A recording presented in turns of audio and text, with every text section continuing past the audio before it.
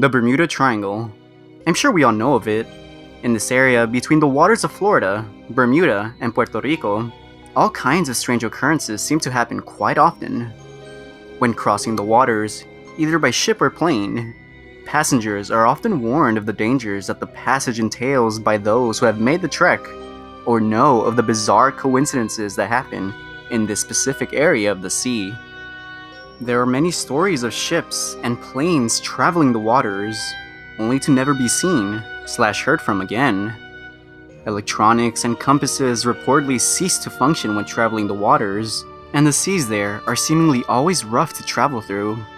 As if that weren't enough, legends of monsters, aliens, and even government experiments plague the Bermuda Triangle, all in an effort to explain the peculiar occurrences that happen there. Truly, the Bermuda Triangle is quite the marvel. But that's not what we're here to look at today.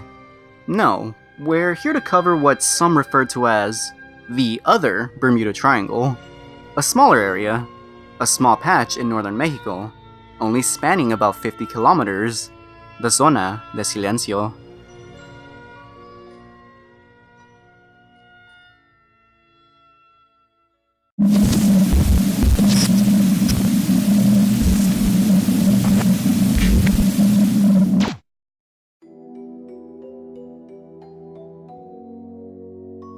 Near the town of Ceballos in northern Mexico lies the Zona de Silencio, the Zone of Silence. This small patch in the deserts of Mexico is quite the mystery. The Zona de Silencio is perhaps the world's greatest tiny piece of obscurity. For lack of a better word, the Zona de Silencio is simply weird. For some unknown reason, nothing seems to work there. Essentially, all electronics are rendered useless. Phones seem to die out, despite them being at full charge, only to start working again as soon as you leave the area. It's not just phones either. Radios either start to play back nothing but an unknown static, or again cease to function entirely for the duration that you're in the Zona de Silencio.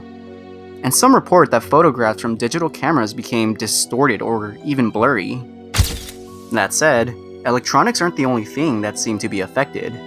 If you're traveling through the Zona de Silencio, it's also recommended that you bring a map with you, for the sole reason that compasses, or any form of GPS for that matter, begin to act strangely. Compasses start spinning uncontrollably, and GPS devices also just stop working without rhyme or reason. With that in mind, there's a lot more that's uncanny or flat out unusual about the Zona de Silencio. For instance, aside from the inexplicable fact that electronics just don't seem to work or that compasses begin to act, let's say, unconventionally, a lot of other weirdness inhabits the Zona de Silencio. There are a lot of rocks and formations that some describe as otherworldly. There are also apparently quite a number of mutated animals who find refuge in this relatively small patch of land. Even weirder is that no one knows where these mutated animals came from, how they got there, or what caused their mutations. Others even report that they feel odd when they're there. They feel an unwanted gaze upon them, a strange tingling, almost as if their bodies are reacting to something paranormal in the area, some eldritch force, as some put it.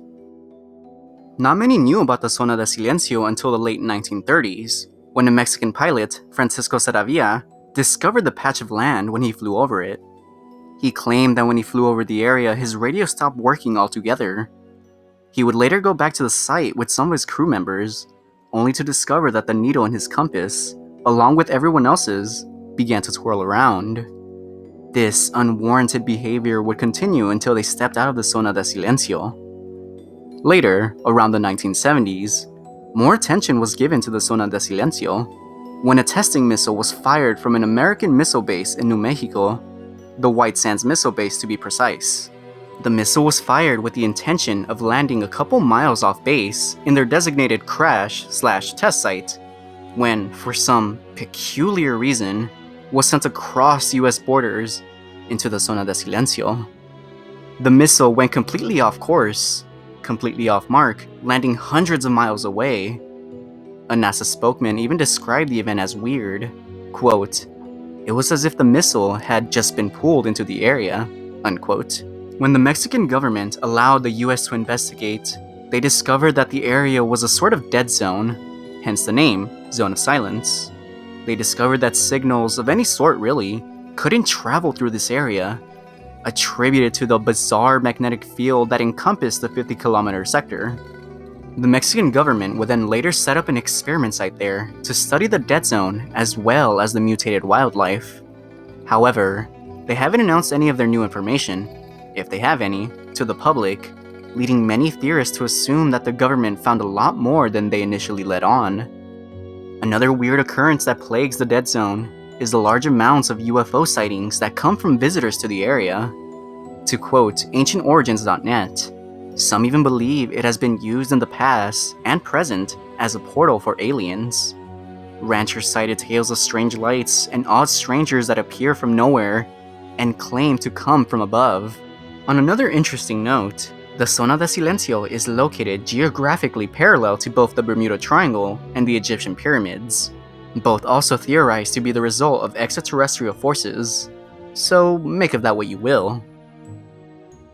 With all that said, there hasn't been any official pieces of evidence that imply that any aliens or government involvement caused the unconventional nature of the dead zone. But one thing's for sure, the Zona de Silencio is definitely weird, and as such warrants more investigation.